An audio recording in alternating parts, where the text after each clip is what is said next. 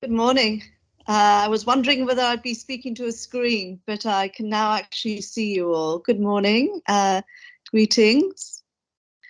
I've been asked to talk about whole school approaches, but first I'd like to thank the mastermind behind this workshop, Mr. Roel van Gaai, who has been driving a lot of this agenda, particularly in education for sustainable development, for decades, and who is someone I deeply respect for all the work he has been doing. We first met in the early 2000s in the United Nations Economic Commission for Europe meetings, but has been involved internationally in so many ways. So my respect to you, Roel, and lovely to see you back.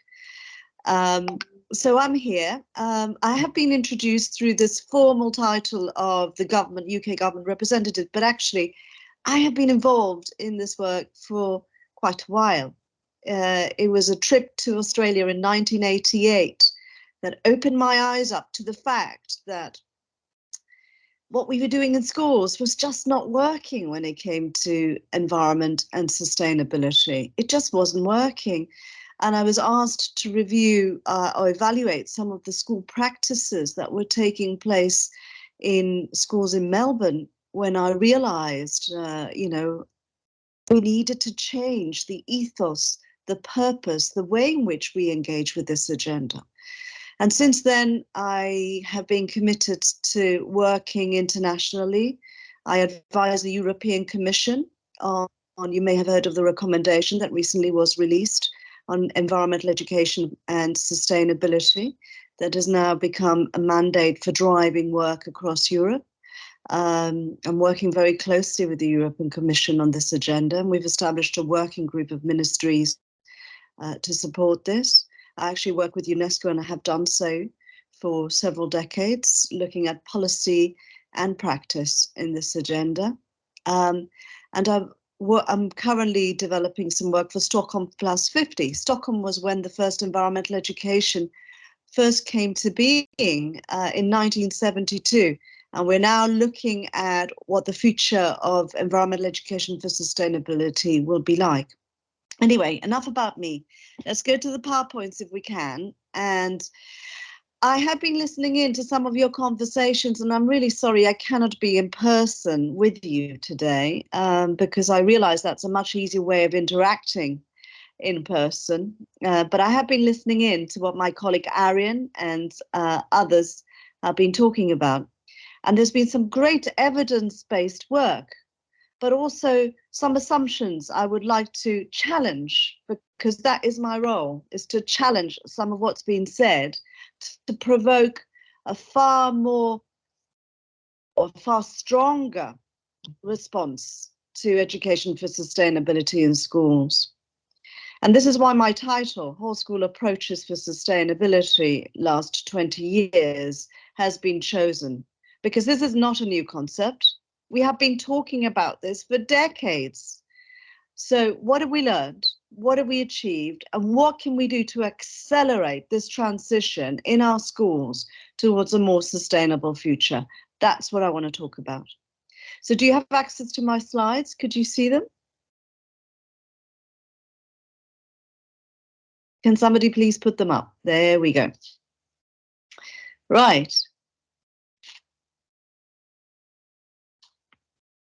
You able to see them now?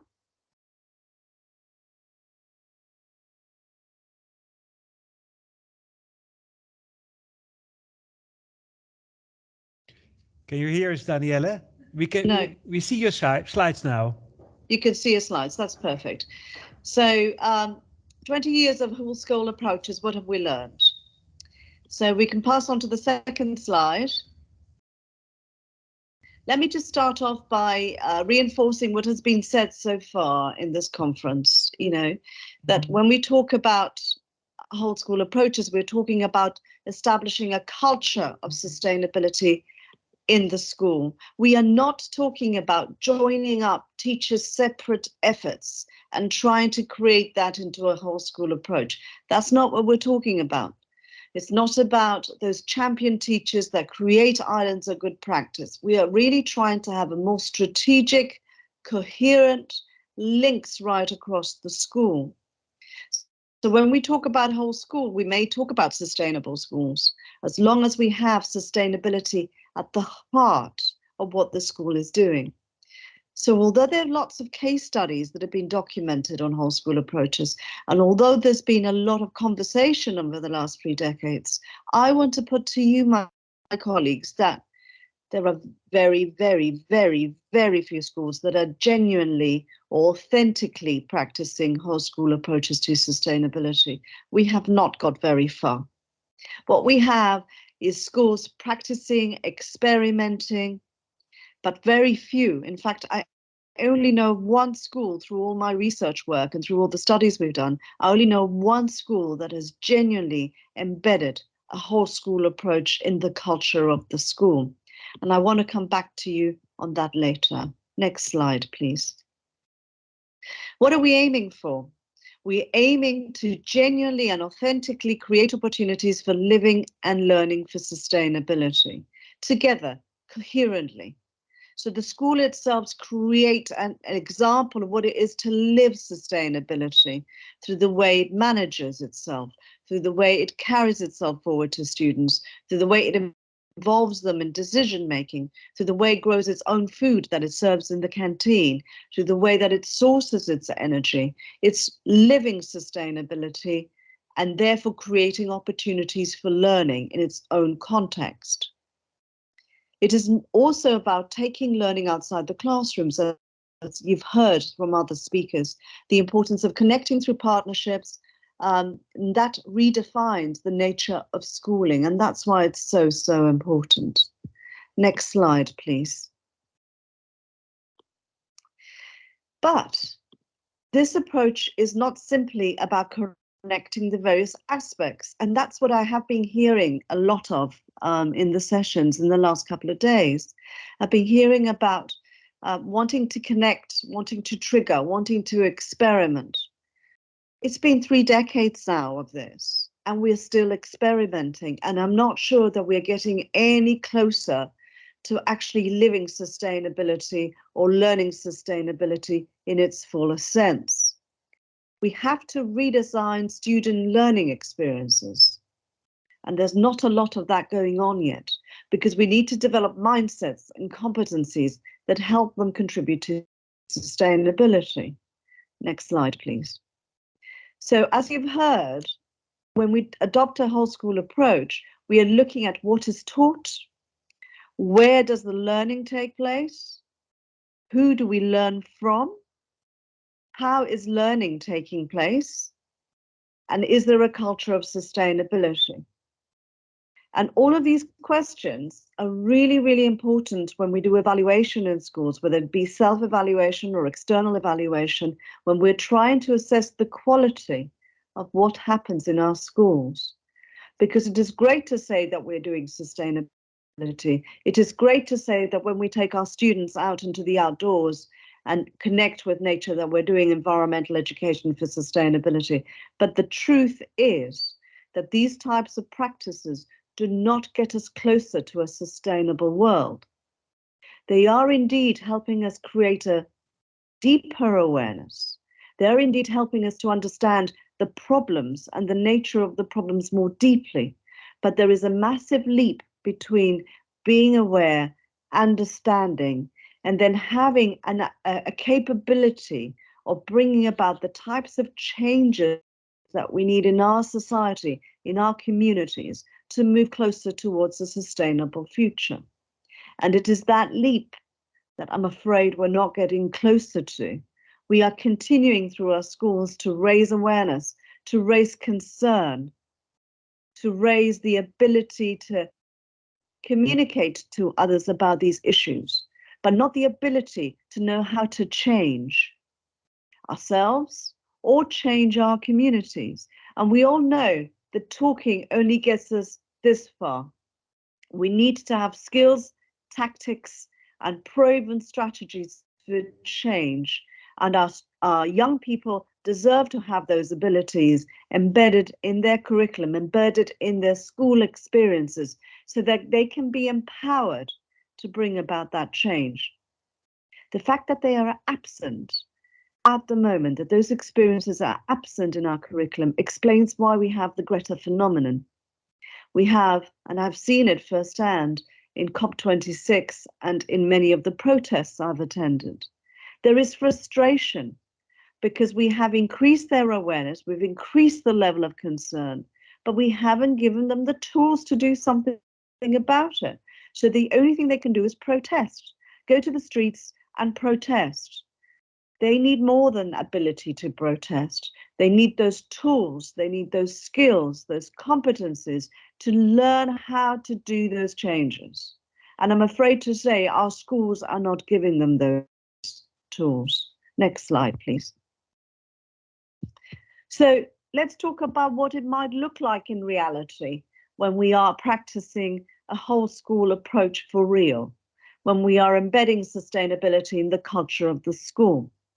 So it is not about random activities that happen because a specific teacher has an interest or because there is an opportunity to take advantage of a partnership externally or an NGO that has come to support sustainability in school. It is about a deeply connected approach. And here's an example.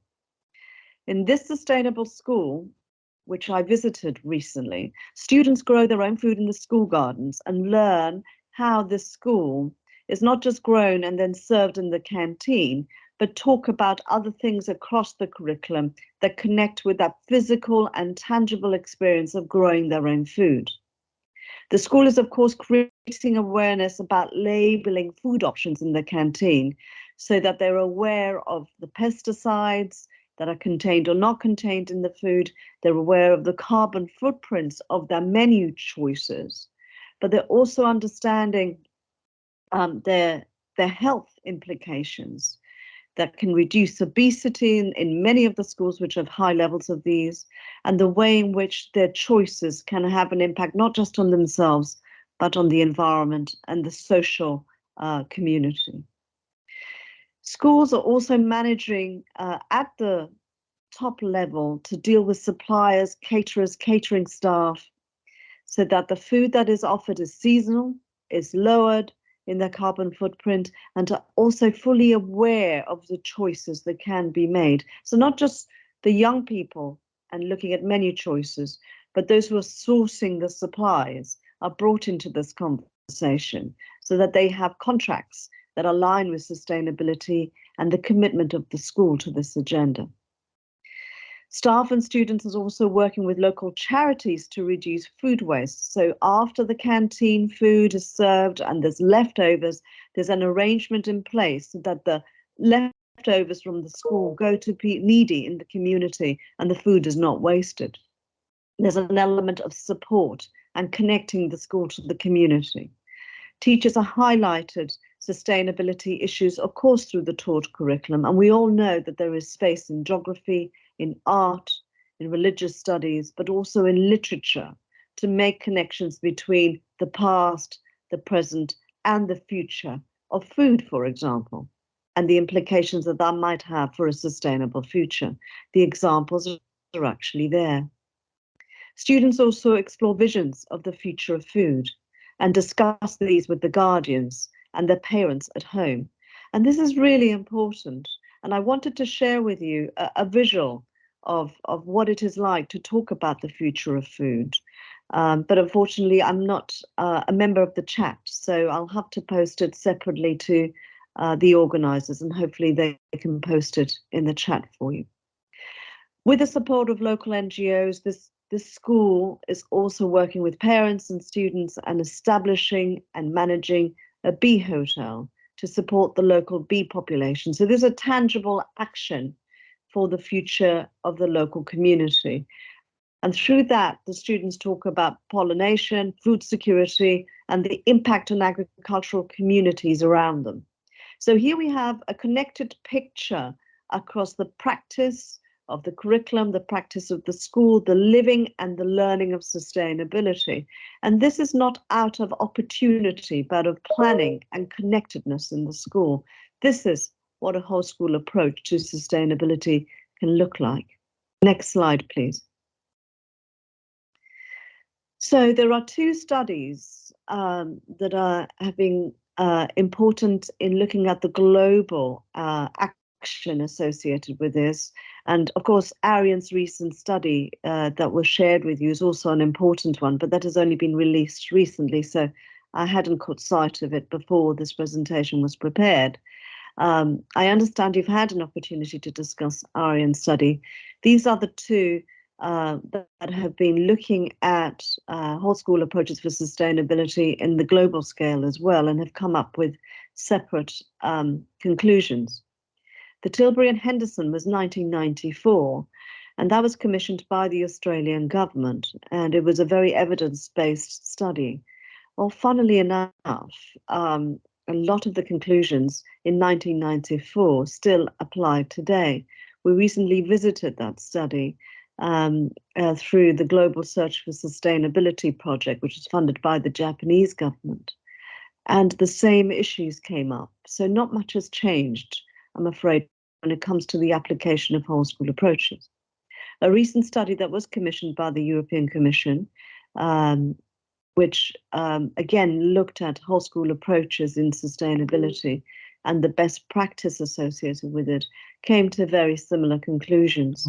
You know, teacher education is the game changer for us in schools, but not enough of the whole school approaches has been embedded into teacher education, and not enough work at ministerial level has sought to assist with the connection of policy and practice. And I'll delve a little bit more into those conclusions in the next slide. Next one, please. So this last study by the European Commission came up with three generic approaches. It has looked at how educators have attempted to push some boundaries and rethink educational experiences in the context of sustainability. And there's definitely evidence that individual teachers have done a significant amount of work in attempting to address this gap in schools associated with sustainability. There are better equipped teachers. There are many more teachers who are committed to this agenda than there were 20 years ago. But the study did find that there is still not connected practice right across the schools.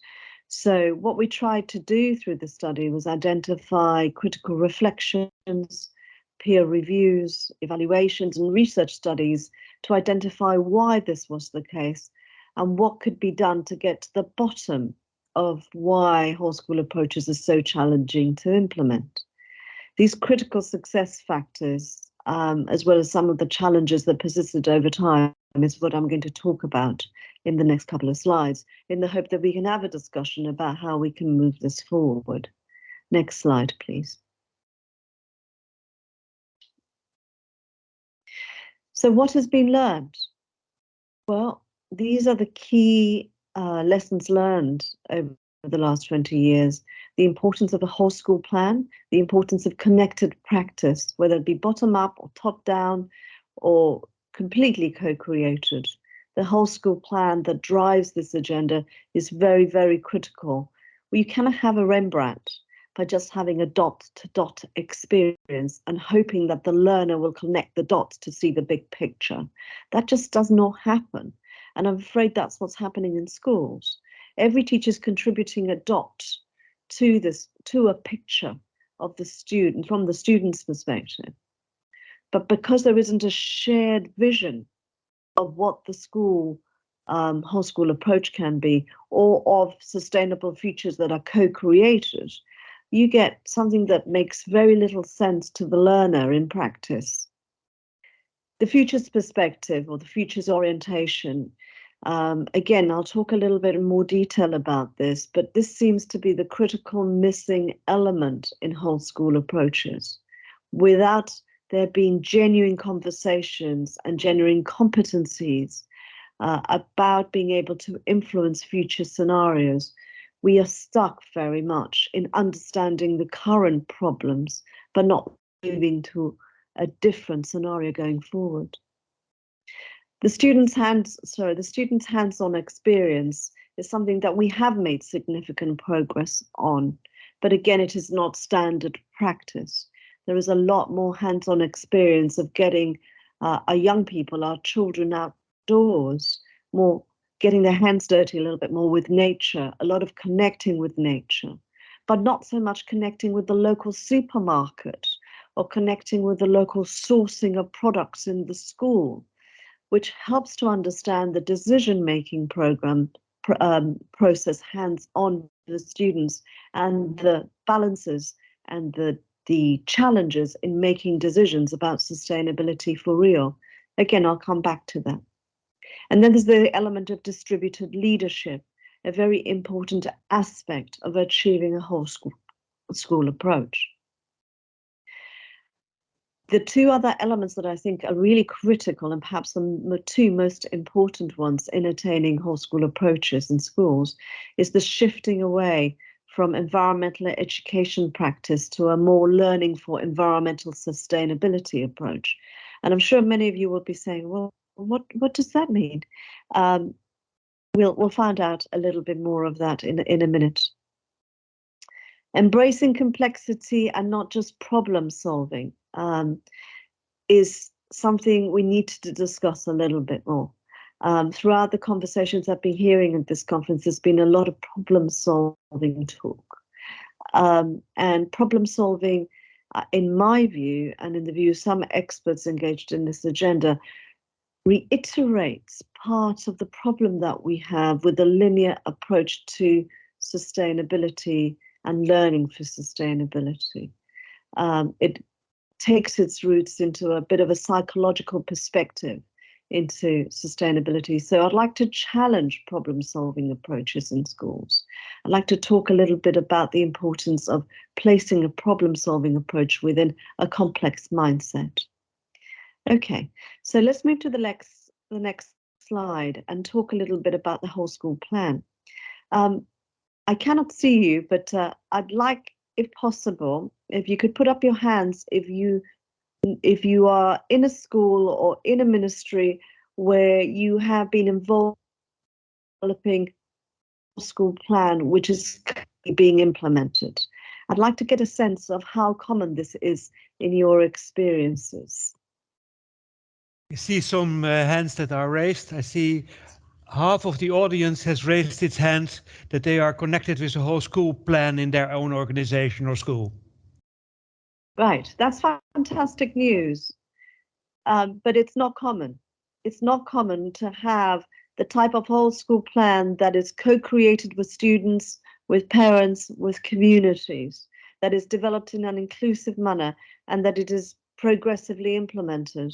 I think the Netherlands, and I've always said this to the European Commission, is one of those countries which is more advanced in terms of implementing these approaches. I think the great work and support over the years in this agenda is clearly showing in practice. But the reality is that only 1 in 25 schools have a whole school plan for sustainability, and only 1 in 2 is making progress in implementing. This is the results of a very recent piece of research we have undertaken.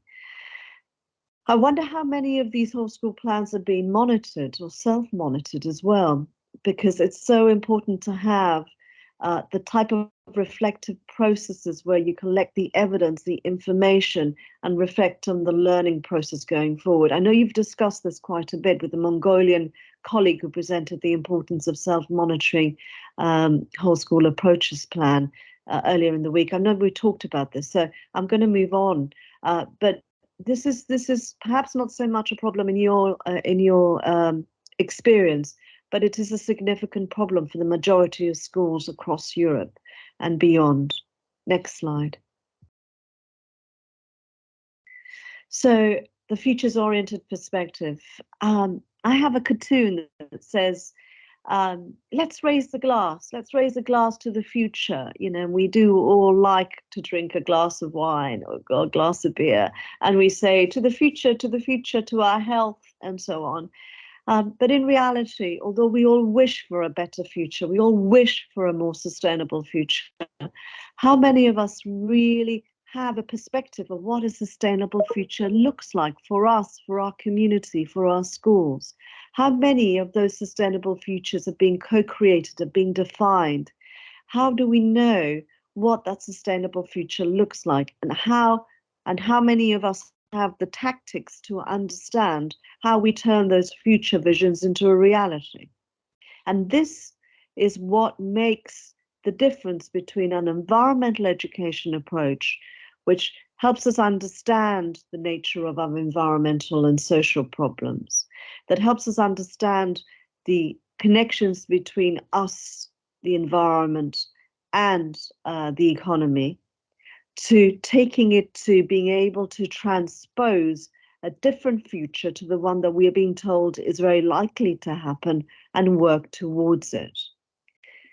The futures orientated approach, I would strongly recommend working with the efforts of a gentleman called David Hicks, who has done a lot of very practical examples of what it looks like when you're embedding a futures perspective tangibly across the whole school. His work is exemplary in helping us understand those tactics, the fact that we need to create those visions and use not forecasting or any of those sort of very advanced ways of working, which a lot of corporate companies are using nowadays to take this agenda forward, but a more real approach where young people can convincingly and realistically work towards shaping their environment and their own lives for a more sustainable future.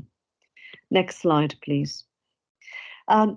I mentioned earlier that I think this is something that I've heard a lot about in the conference, students getting hands-on experience, so I won't dwell on this one. There's a lot of really good quality experiences happening in the Netherlands, and the work of Arjen is certainly pushing this more and more across the sectors, not just in schools, but in higher education.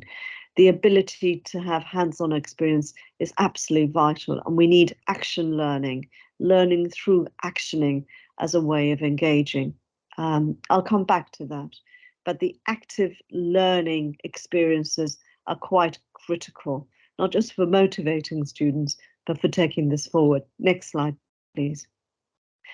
I do want to talk about embracing complexity and not just problem solving. And I want to point to the OECD Learning Compass that was recently launched, which talks about the importance of helping students learn, navigate themselves through unfamiliar context, to reposition their learning so that they can have a better well-being by 2030. If you look at the Sustainable Development Goals, what we're trying to achieve is highly ambitious. And the reality is that our incremental approach that we've been talking about in this conference is not going to get us there. We need to completely reposition our learning. We really need to have this critical inquiry and systemic approach to understand the complexity that underpins sustainability and to help our students navigate their way to a sustainable future. What we have is a scenario where the changes that we want to see in our community is like a snakes and ladders game. We have this board game where we are wanting to get to the top of the board game. We know that there is a better future and we have to navigate our way right across to the top. And we have a plan and we are moving slowly, progressively forward. But it is not enough just to roll the dice and hope for a number 6 to move across. We need to identify those snakes and those ladders that are going to help us advance more quickly. So we may have a ladder in the form of aligning our particular ambition for sustainability with another learning approach, which might be democratic education, which might be citizenship, that the local authority, that the jurisdiction we're working towards, where the local community has got a lot of buying, and we are linking these two things together to help us accelerate the progress of learning for sustainability through a whole school approach. Or it might be resilience, that the school has been working towards developing resilience and mindfulness in the school. Could we use that as a way to accelerate learning for sustainability? We're needing to look for those ladders. We're needing to look for those opportunities that can accelerate our work. But we also need to be mindful of those snakes. And those snakes are not people, but agendas. They are things that can come in our way that can trip our progress. You know, many people say that COVID-19 was one of those snakes that took us back in terms of implementation. I've seen COVID-19 also being a ladder, as it helped connect and bring the community together and advance new ways in which we learn for sustainability. So embracing sustainability not as problem solving, but as being embedded in a much more complex system, to me, is what's going to get us much closer to realizing a whole school approach to sustainability. Next slide, please. These traditional views of environmental education that are being hard for us to unshackle ourselves from. Please don't get me wrong. I was trained as an environmental educator. I did my undergraduate thesis in environmental education. Environmental education is a fantastic thing that needs to continue happening in our schools. We need to keep doing environmental science. We need to be doing environmental education. We do need to learn about climate change and the science behind it. We do need to give hands-on experience to our students in the outdoor forests, in growing our own food hands-on. This is the nature of environmental education. But that by itself is not enough. That is not going to change our society. That is going to increase the number of people committed to our green agenda. If we want to actually move to a sustainable future, we need to create learning opportunities that is more futures orientated, not problem solving orientated. We need to look at learning that is more based on understanding how to work with others to change agendas, to understand the little invisible links of decision making in our community and bring those alive, to understand how to influence and not just how to protest.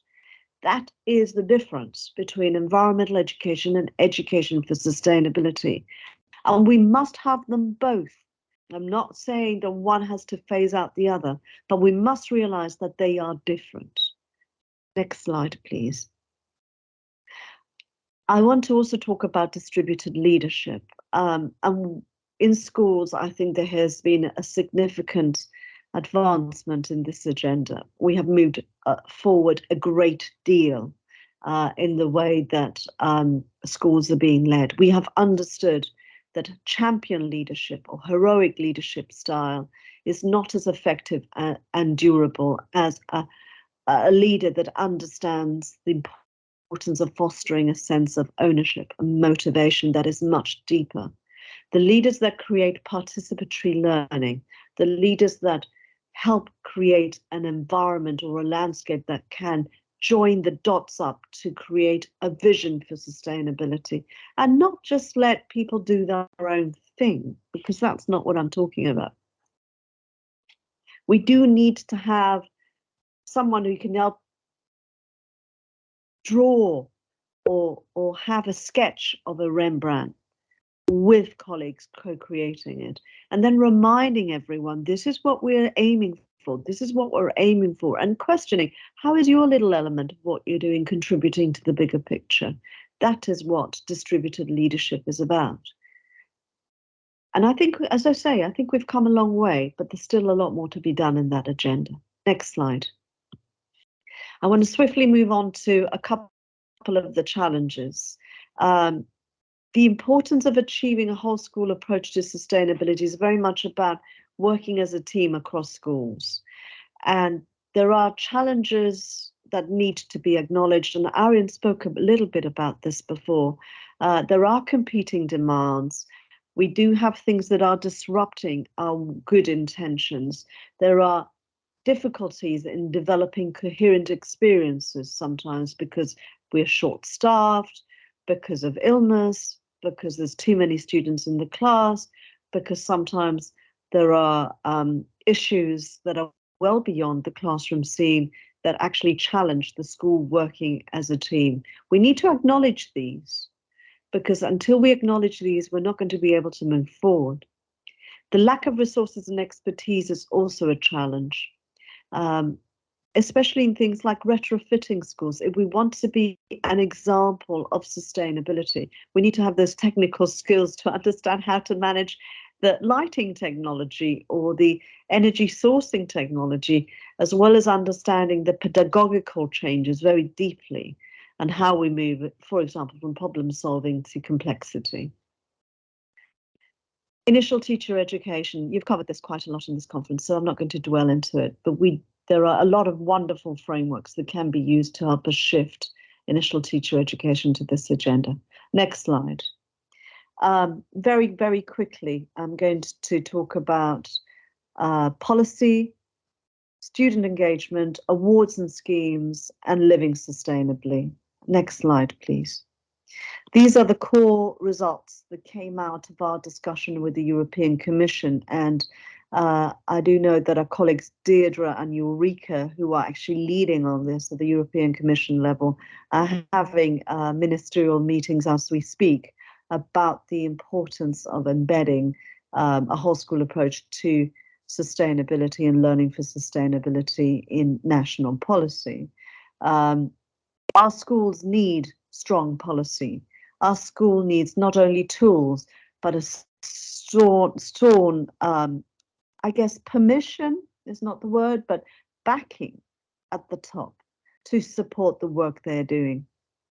So we do need to have a strong policy at national and regional level. And there's a lot to be learned from higher education, actually, in terms of implementing sustainability at the policy level, which has supported action on the ground. And here are a few questions that perhaps you could discuss in your own time about how we develop those strong policy drivers that support tangibility in schools. Next slide, please. Student engagement. Again, you've spoken about this in the previous session, but I do want to say that I do believe that the type of student engagement we do have in our schools is contributing to eco-anxiety. I strongly believe that. I really do believe that we are giving them hands-on experience, that we are creating new opportunities. But what is the purpose of that learning opportunity? What is the purpose of that student engagement? If it does not help them connect what they're doing to the bigger picture, if it doesn't help them connect to what a sustainable future looks like, if it doesn't help them develop the tactics and competencies they need to influence, then we're doing a disservice. So we need to think about what the purpose of that student engagement is. It's not just about getting them involved. There is a ladder that appears in the student handbook that was recently prepared by the European Commission about the different levels of student engagement. It might be worth revisiting that document if you are wanting to elevate the degree of value of the student engagement activities. Next slide. There are a lot of sustainable schools, eco schools, enviro schools program. And as I say, they are fantastic in advancing environmental education work. Not all of them are valuable in sustainability. They are embedding sustainability themes into environmental education work, which is needed. But when we talk about sustainability and learning for sustainability, we need to also talk about the quality of the education, not just the quality of the environmental outcomes that come from that learning. And this is where I think there hasn't been enough work done through these programs, awards, and schemes, because there isn't frameworks, there isn't tools that the educators who are not passionate about the environment, but consider the environment to be important, to use to be able to advance their educational leadership outcomes. So I think we need to be realistic and recognize that the schools and the programs that are out there have done some fantastic work in redefining and taking environmental education forward, but that they're not the solution for learning for sustainability by themselves. Next slide. So let me just explain this and what this looks like in reality. And I'm sorry about the quality of the visuals. I did want to put them in the chat, as I say, but I will forward them. The image that appears on your right is the sorts of things that the eco school programs are dealing with. So I was involved in an evaluation of the global search for sustainable schools and eco schools initiative, which was funded by the Japanese government over the last 3 years. And this is the conclusion they came to. This is the type of work and themes that good eco schools programs and similar or alike enviro schools and so on were doing. They were looking at ecology, energy, food, waste and water, and they were dealing with these issues. They were raising awareness and they were developing understanding of these agendas and also raising concern so that a lot of the students went home and talked about these issues with their parents. This is the outcomes of this particular agenda. When we shift to the left, this is what learning for sustainability looks like. We're looking at programs where the teachers and schools, the parents, the community talk about food and farming in 2050, for example, or 2030. They draw what it physically looks like in their community and they illustrate it and they work backwards from there. They're not problem solving. They're working backwards from what they would like to see. And then they identify very tangible things they can do themselves to contribute to that vision and actions to influence the decisions of others to be able to progress this. Very different approaches. Next slide, please. So what it achieves is summarized in this particular quote, I think, which says, students are helped to shape a rapidly changing landscape rather than simply learn how to analyze or understand the landscape as it is changing. I'm going to say this again, because this is the difference between one approach and another. Students help to shape a rapidly changing landscape. There is an acknowledgement that the landscape is changing. We have climate change, recession, COVID, a whole bunch of things that will continually come our way in schools, that will present challenges. Our students are living through that. We have to acknowledge the landscape is changing and will continue to change. Now with having war in Europe, which will also affect us economically, socially, emotionally, our resilience will be challenged. We need to acknowledge that. And we need to help our students understand, to operate, to think, to respond within this landscape of a changing environment, as against to stand back, look at it, and understand that the landscape is changing. And that is what we're doing in schools at the moment. There is very little evidence to suggest that we're doing the former. Very little to suggest that we are moving towards that sustainable learning. Very quickly, as I'm running over time, next slide, please. So we need to expect our students, continue to expect them to be independent, to be innovative, to be critical thinkers, but not to do exactly as the teacher says. We need to certainly turn learning on its head. We need to put them in scenarios of learning, as you've discussed already, where they can be part of the community, but also understand the realities of today. Next slide.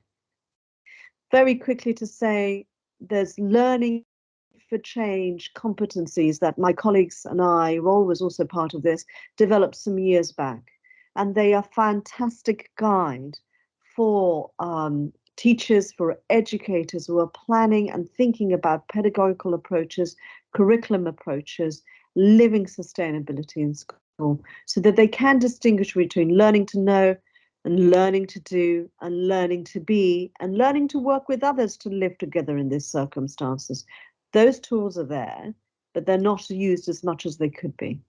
So finally, can we help the learner connect with this lived experience? Next slide, please. Can we develop strategies and initiatives? Can we, next slide again, consider 5 key things that arose out of the study in 2004 that are still relevant today? Can they be relevant to the school missions? Can we identify relevant connections with other ladders to help us escalate the advancement of this agenda? Can we be responsive? And this is about being part of recognizing we are in a changing landscape. Can we be adaptable? Can we be responsive to these changes? Can we be reformative? Because ultimately, we are looking at not being incrementally changing, but reforming. We really want to have deep changes so that our schools are not just being part of the problem, but leading the way that changes for the future. The 2 other points I make is, can we be resourced physically by forming partnerships? Can we ask for policy support that resources our schools in this way? And of course, something that you have spoken about quite intensively in the course now is your critical reflective approaches, your critical thinking competencies. Please use this not just to problem solve. It's so important.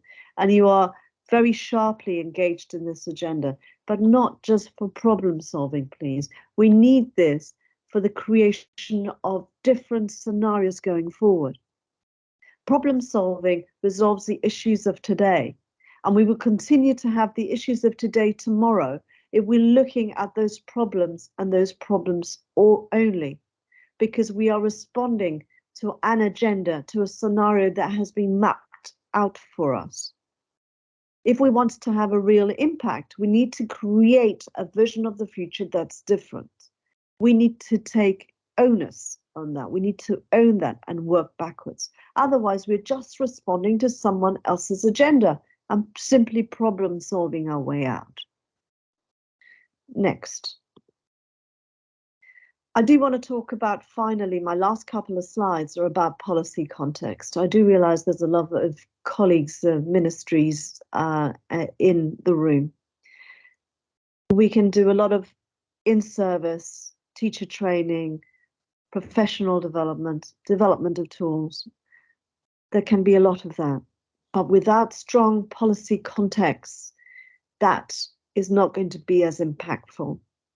So we've learned that, and we know we have an incredible opportunity through the Green Deal that seeks that transition for a more sustainable and climate safe future. We also know that we have now the biodiversity strategy for 2050, and we have this key recommendation at a very high level statement by the European Commission on learning for sustainability. There is a unique opportunity that can be taken forward in the next few years.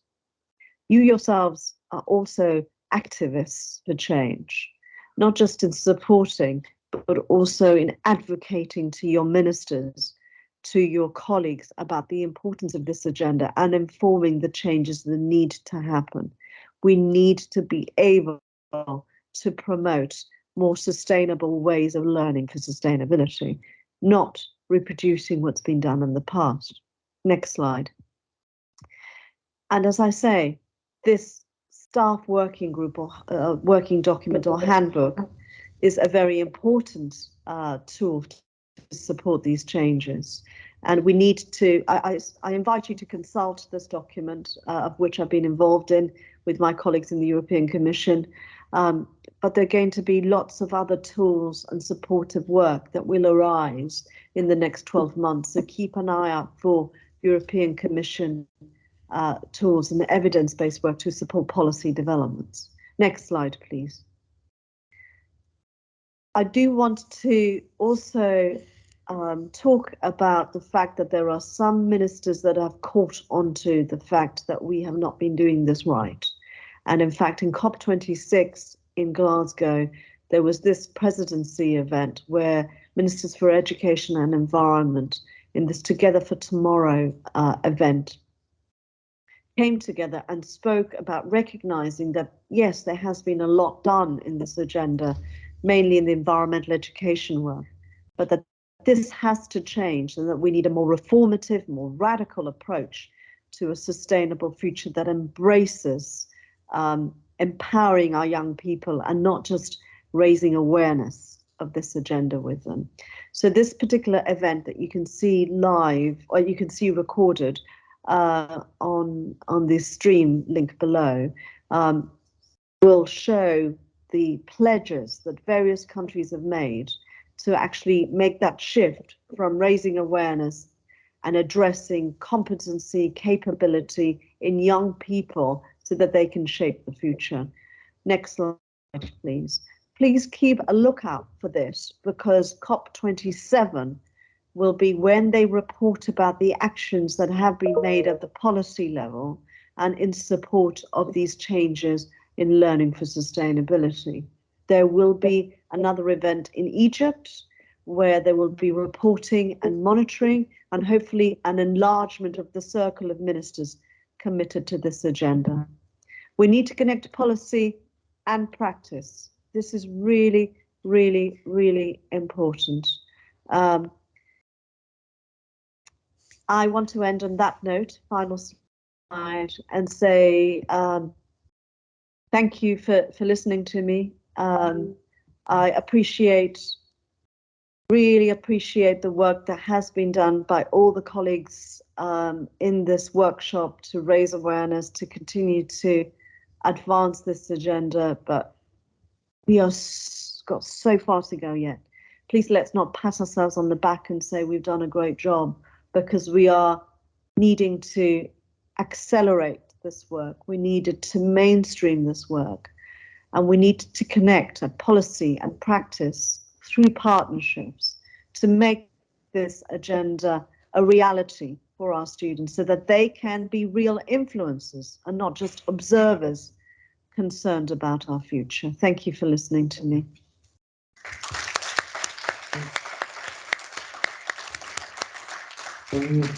Well, Daniella, Professor Tilbury, thank you so much for your contribution. I will not try to summarize, and it was very inspiring for us to hear all the lessons that are learned and your positive energy to where you're requesting us to accelerate our actions in our countries and in working together with each other.